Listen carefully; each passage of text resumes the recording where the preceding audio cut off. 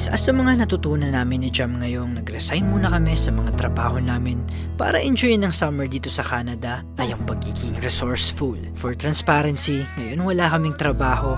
Ang tanging source of income na lang talaga namin ay yung kinikita ko pa rin sa music na nagawa ko noon bilang Hey It's Jam. Sa katong pagko-content na kahit papano meron din. Kaya ngayon pa lang maraming salamat na nilike mo tong video at nakapag-subscribe ka na rin. Pero hindi pa rin talaga siya sapat dahil may mga bills din kami ni Jam dito. Nasa Canada pa rin naman kami. Kaya paminsan-minsan pumapasok ako sa trabaho on call pang cover lang ng bills. Very tight lang talaga ang budget namin sa setup ng lifestyle namin ngayon. And syempre kailangan continuous pa rin naman ang pag-invest namin ni Jam. Para kahit na ganito kami sa present, feeling secured naman ang future namin. But anyways, since tight nga ang budget namin, kailangan namin ngayon mag-isip ng pwedeng pagkakakitaan. Kahit panggas lang namin, mairaos lang ang 1,300 kilometers na biyahe pabalik sa British Columbia. Ang mahal pa naman ng gas ngayon. Kaya ngayon, naisipan namin ni Jem na magbenta ng produktong meron dito ngunit wala sa pupuntahan namin. Samahan nyo kami ngayon kung paano namin nagawang kumita ng ekstrang pera. Ang dali lang pala.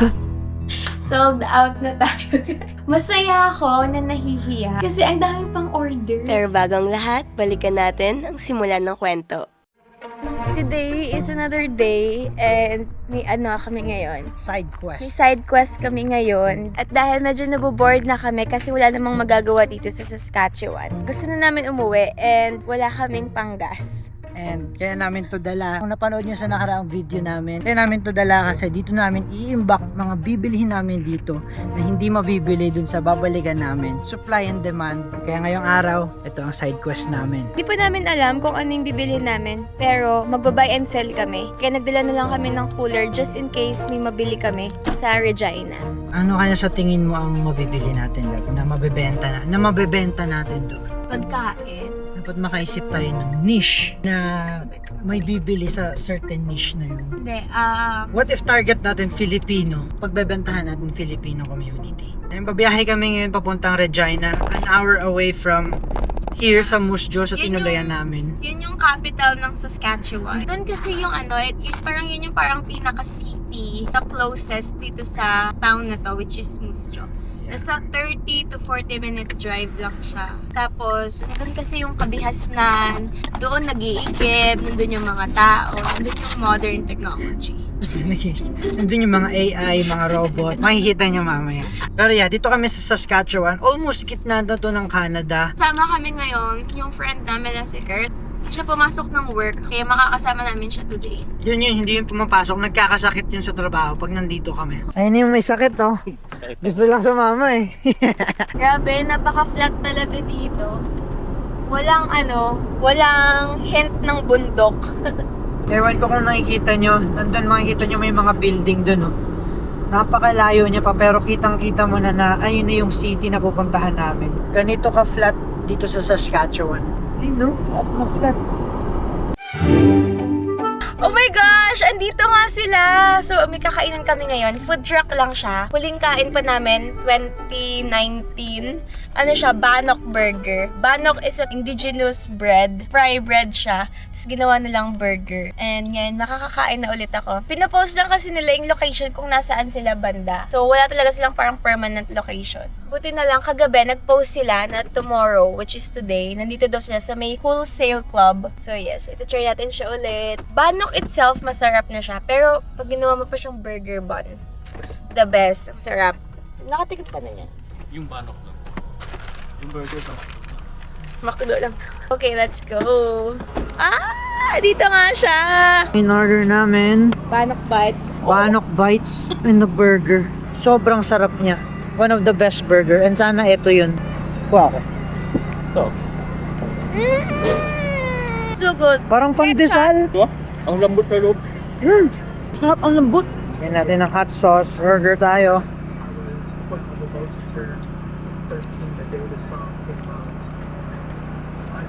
Sarap.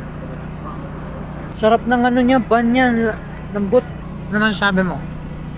Worth it. Ano naman sabi mo? Na-speechless ako eh. Hindi nagsasalita eh. Gusto pa namin mag round 2. But naisip namin, madami pa kami mga titikman dito sa Regina. Naisip na namin kung ano yung ibaba and sell namin. And nandito tayo ngayon sa Jerry's Freezer Meats para kumuha ng mga bibenta. Ito si Jerry, oh. Hi, Jerry! Ay, ikaw. Kaya ito yung naisip namin kasi nagawa na namin to before and nabenta namin lahat. Kaya ngayon, we're gonna do it again. Longganisa. Oh, may sweet, oh. Magiging ano na kami, longganisa dealer. 5 na tapa, 5 na garlic. Ayaw mo na. 5. So, ito palang order mo. Hindi, dalawang pang-tapas na yung Sige. yun. Ito dito namin lalagay. Nag-worry kami kung magkakasya pa ba lahat. 21 pieces. 21 pieces na longganisa. Tapos ilang pieces na tosino. O tapa. 12. 12. 21 pieces. 21 na longganisa. Tapos ilang tapa. 12 pieces sa tapa. Tapos ka namin, kuya? 21 pieces? 12, no? 12 po. 170 lang. 170. 7. Nagkuha ka na ng ano mo? Hindi pa. Kuya, ano ba pinagkaiba ng sweet sa hamonado? Ha? Pangalan, ma'am, ng dalawa. Since madami kami binili, freebies kami. Yung maganda dito sa store na to eh. Wait, dito, alam nyo guys, alam ko naman madami na talagang bumibili dito sa Jerry's Freezer Meat. Pero talaga, ang ano talaga nila, ang bait talaga nila. Ano yun? Kuya, salamat! Pakyaw. Boom! Para sa panggas namin. Guys, nakabili na kami. Sobrang saya ko. Ang dami naming nakuha. Tapos binigyan pa kami ng freebies. Pero yung freebies na yun, ibebenta ko pa din yun.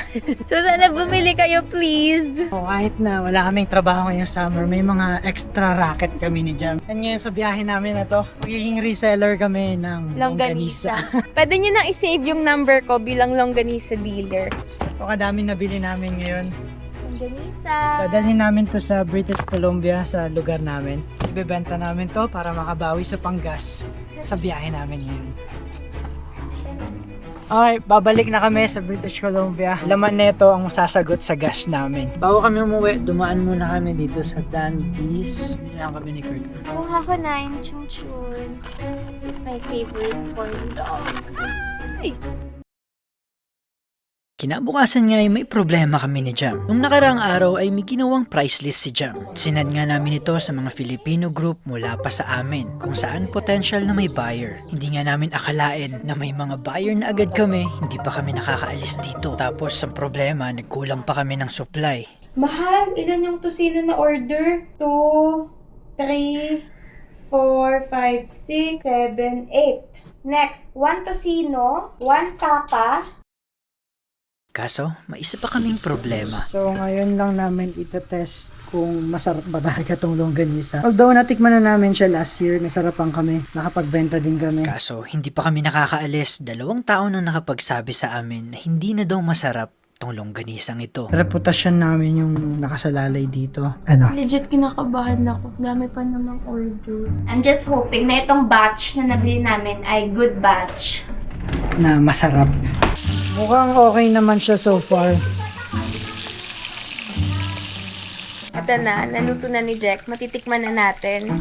Ang moment of truth kung masarap ba ang ibibenta namin. Hopeful ako na masarap para hindi kami mapahiya. So, smell test, mabango siya. Madami kaming, kinuha na to gagaraw kasi dati, yun yung pinaka-nasarapan kami. Para lang din siyang garlic. Mabango siya.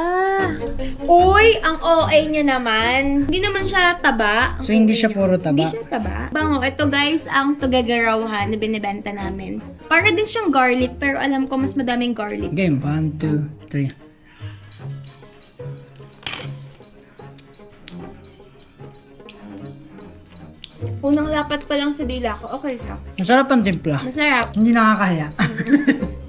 Medyo kinabahan ako. Dalawa na kasi nagsabi sa amin na hindi daw masarap. Pero masarap. Feeling ko yung nakain nila, baka yung bad batch. Pero ito okay siya. Hindi nakakahiya. Unang lapat pa lang sa dila ko. Ang dami na namin na sold out, hindi pa kami nakakaalis dito. Kaya medyo nahiya kami ni Jam. Kaya napaluto talaga kami. Okay siya guys, masarap. Pabalik na kami sa British Columbia. Halos 17 hours nga ang biyahe namin ngayon. Ako si Jam ng ice. At kailangan niyang masigurado naming makakarating kami ng frozen pa itong mga dala namin. Matigas pa, love. Good job. Biyahin na kami.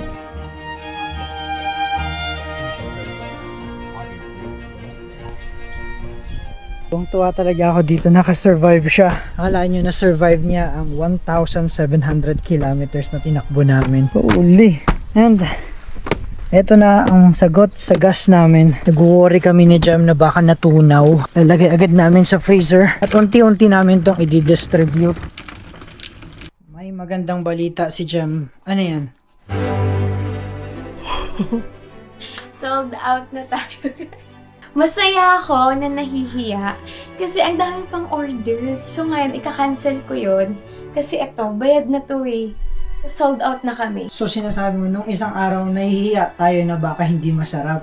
Pero tinest natin, masarap. siya. Oo. Ngayon, nahihiya ka na madaming nag-order kasi hindi natin sila masusupplyan. Yeah. Ika-cancel ko yung mga ibang nag-order. Meron akong 6 na tao na mag-order. Tapos ang dami pa nilang order. Kaso lang, ika-cancel ko kasi wala, sold out na. Pero ang sarap Natikman na naman namin kanina, nag-breakfast kami. Lalo na tong yung tubigaraw na flavor. Tugagaraw Ang na sarap! longganisa guys, ang sarap niya. Wala na, sold out na lang. Like, wala Balik na tayo? event. Biyahe ulit tayo? 25 hours. Hindi kasi yung cooler namin, katamtaman lang din kasi yung laki niya. We could have bought more pa sana, pero yung cooler nga namin, yun yung problema. Hindi na siya magkakasya. Pero magkano lahat to? Hindi ko sure. Di mo sure. Kasi, una sa bahay, nagbigay tayo, kinain mo kanina. Pangalawa, yung sa musling nagluto ka, yun na yung nakatupak sa time na consume. Lugi yung business natin, kakakain na. tayo. Oo, tikim ka kasi ng tikim. Magdi-deliver kami ngayon. Isa lang naman, kasi ang daming binili ni ate. May binili siyang Isang 5. tao lang bumili nito. Oo, 5 longganisa, tapos 5 tapa. So guys, lahat to, ito yung may mga pangalan. And binukod-bukod ko na sila. For pick up na din to bukas. Ngayon, nagde-deliver kami. Guys, eto na yung kinita namin. Pero bago namin to bilangin, make sure nakapag-like ka na. At kung hindi ka pa nakapag-subscribe, subscribe ka na rin. Malaking tulong po to sa channel namin. 200, 200, 300, 400, 50, 500, 505. 505 ang kinita namin sa ginawa namin ni John. Grabe, ganun lang pala kabilis kumita ng pera. Mukhang pera talaga kami.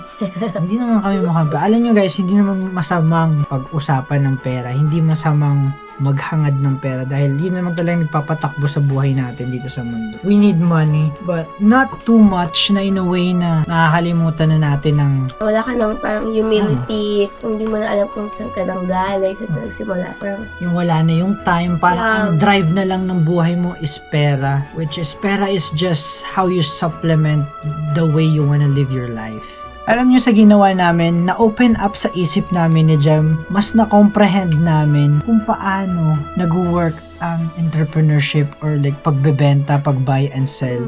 alam niyo, pag nakakabenta ako, parang alam mo yung may imaginary na may plus sign, kung magkano yung kinita ko. Parang points na lang. Yeah. Parang yung ginawa natin, laro lang. Ganun na lang siguro yun sa mga business-minded people. Masarap sa feeling makabenta. Yeah, like, totoo talaga. Dapat ilagay mo lang yung sarili mo sa isang sitwasyon para mas ma-realize mo na kaya ding mag-work sa buhay mo yun. Ngayon, dahil ito, ginawa namin ngayon ni Jem, parang mas na-open up sa isip namin. Pwede pala to. Nung nalagpasan na natin yung puhunan natin, tapos di ba sabi ko, ito na yung nag-cover ng puhunan. Tapos big mga dumagdag pa. Sabi ko, so ito na yung tubo namin. Yeah. Ang sarap sa feeling. Kasi guys, ang puhunan namin dito is $170. Yeah. And then, ang kinita namin total is 505. So, minus 170.